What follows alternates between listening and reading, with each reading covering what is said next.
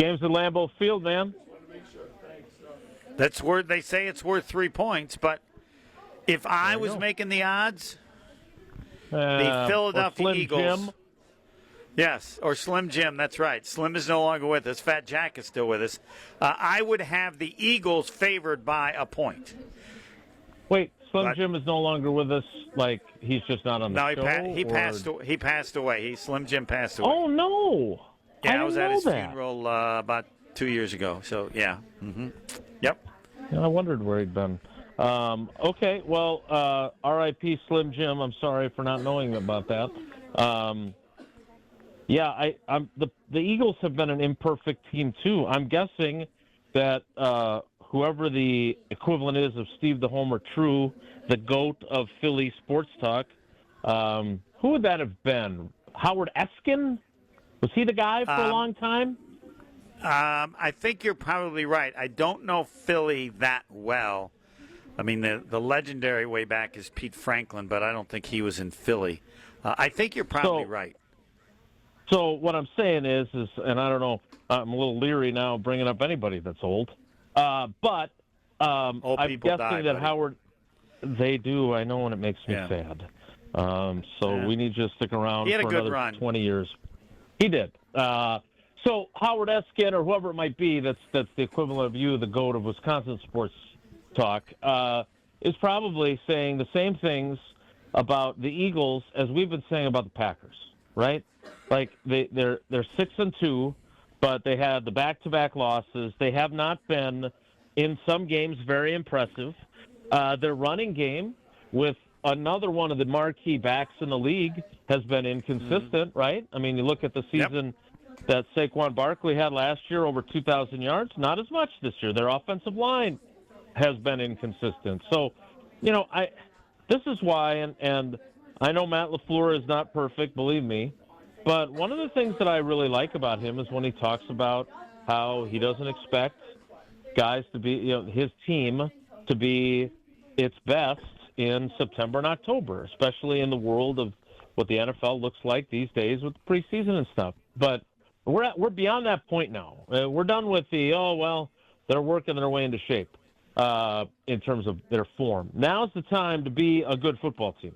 And the Eagles have not only, I think won their last two now, but on top of that, they've made some moves. And not just bringing Jair Alexander in a trade, but like some, the pass rusher they got from Miami yesterday.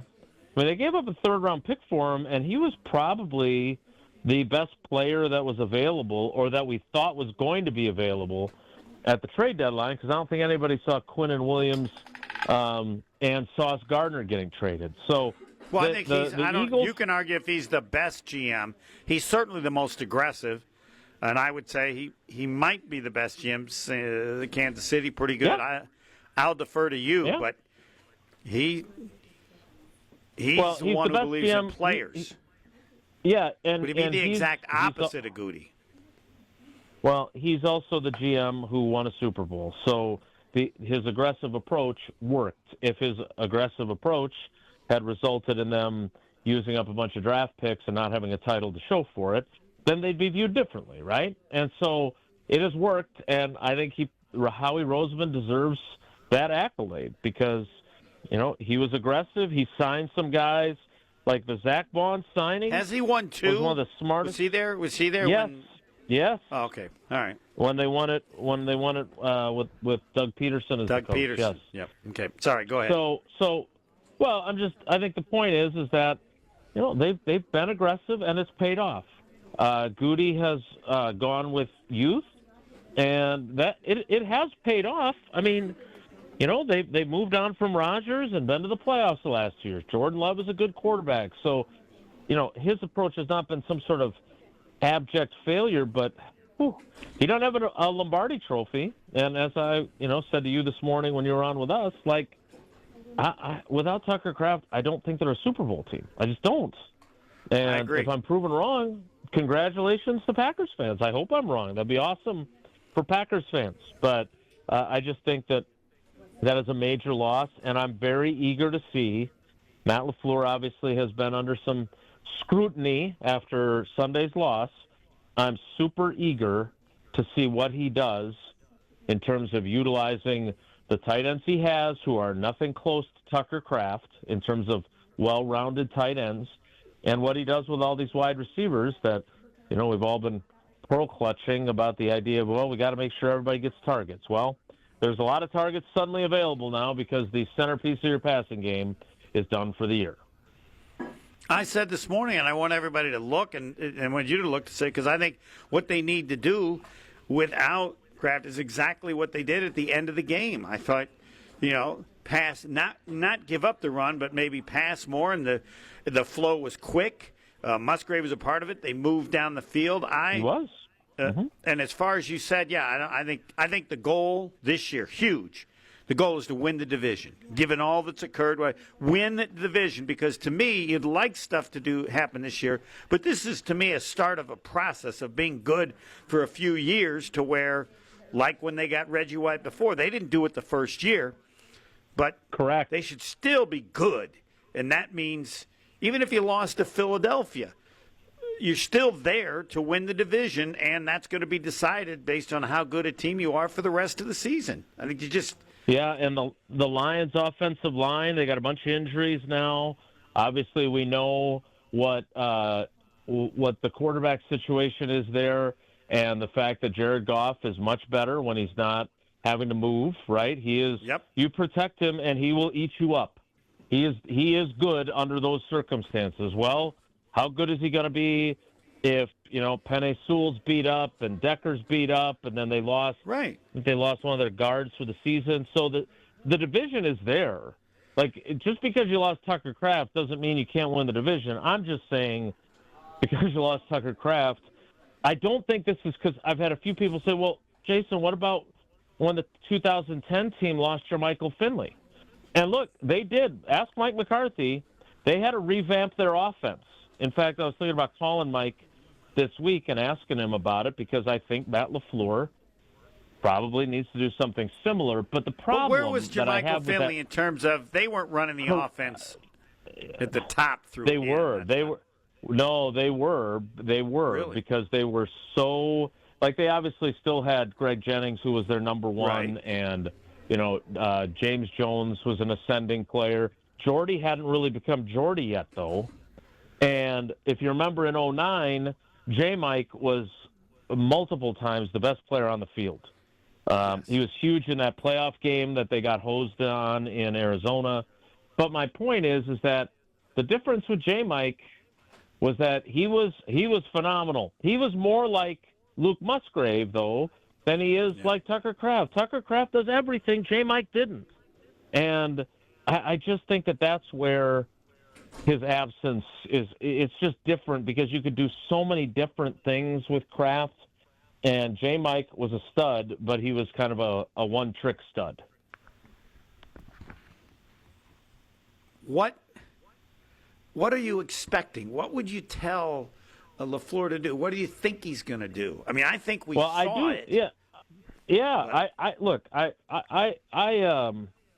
I pretend that I don't like to agree with you, but that's more just a shtick. And in this instance, I can authentically say I agree with you. Like, now, again, I don't think, I believe you said when Brian Bulaga was on Monday that you just forget about the run. I don't care about the run. Here's something just to that so effect. People know. What I said was this: like when you have a second half like they had, I don't care if you didn't run that day. You touchdown, field goal. I'm not thinking about anything that we needed to do better. We don't ever need to do anything better when you dominate offensively like that. Brian's looking more at the future, and yes, you're going to have to run the ball better than you did. And, I mean, I would say the same thing. You have to be able to do it in spots. But they just haven't seemed to be able to we're a running – go ahead. They've been they've been undeniably inconsistent. There's no question. There's been games where they got Jacobs going, or there have been games where Emmanuel Wilson's been really good, but they haven't been consistent. And I think that's more of an indictment of how their offensive line has blocked the run and a factor of teams early in the season saying, we're not going to let Josh Jacobs beat us. And to your point about what they did in Pittsburgh, that was because you heard Mike Tomlin at halftime say that Josh Jacobs is the linchpin of their offense. We're not going to let him beat us. Well, congratulations. You didn't. You let Jordan Love and Tucker Kraft beat you instead. So I think if you look at what Carolina did, I think in the NFL, when somebody does something that works, people will mimic it until it doesn't work anymore. And based on the way their offensive line has played, I think opponents, including Vic Fangio, the defensive coordinator for the Eagles, is going to say, all right, we could stop the run with just 6 guys and sometimes 7 guys in the box. We can do it. We don't need extra population in there to stop Josh Jacobs, because these guys, half the time, they block the wrong guy, which is not true. It's not half the time, but it's too frequently. And so I think they're going to play 2 safeties back like the Panthers did, keep everything in front, force the Packers to drive the ball 10, 12 plays. Because remember, in this game that they lost on Sunday, they had 7 possessions. 6 of them were 9 plays or longer. 5 of them reached the red zone, and they only got 1 touchdown out of those 5. So my point is that right now, if I'm a defensive coordinator, I'm looking at it going, all right, well, that works. If they get in the red zone, but we do our job there, they take forever to get down there. We don't give up explosive plays. And until the Packers figure out a way to make them pay by Josh Jacobs running to daylight nonstop against them, I would expect teams to view that as the best way to approach them. And you've looked at the stats, or you just do better in the red zone. I mean, the problem in the game is the red zone. Now, it doesn't seem to me, I haven't checked the stat, but their red zone numbers, I think, were probably okay prior to that game. I think they were top 10, but they settled for 2 field goals. They have the fumble by a guy who's obviously a young player. And then the 4th down thing, we spent some time on the word analytics and irritated the big fella. But the fact of the matter is that if you get a field goal there, you're still disappointed. You would have liked to have gotten a touchdown. Instead, you end up with nothing and almost end up with a pick 6 going the other way. But I view that as, it's hard to run 12 plays without doing things that set you back, right? And that's the philosophy, is that sooner or later, these offenses that can be explosive, and if you can keep them from doing that and make them drive the field, sooner or later they're going to get a holding penalty, or somebody's going to miss a blocking assignment, and that's what sets you up for the ability to short-circuit a drive once you get to the red zone. And the part, I don't want to say I don't understand, but I assume it can solve that when you have Golden and Watson. I mean, look, the idea, but no, look, the idea of that is, I guess you can't double both of them, right?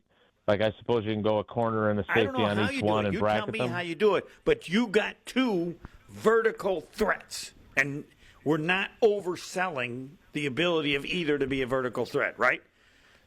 No, I don't think we're overselling it at all. But, again, the way you beat coverages like that is you run the ball effectively until you run them out of it.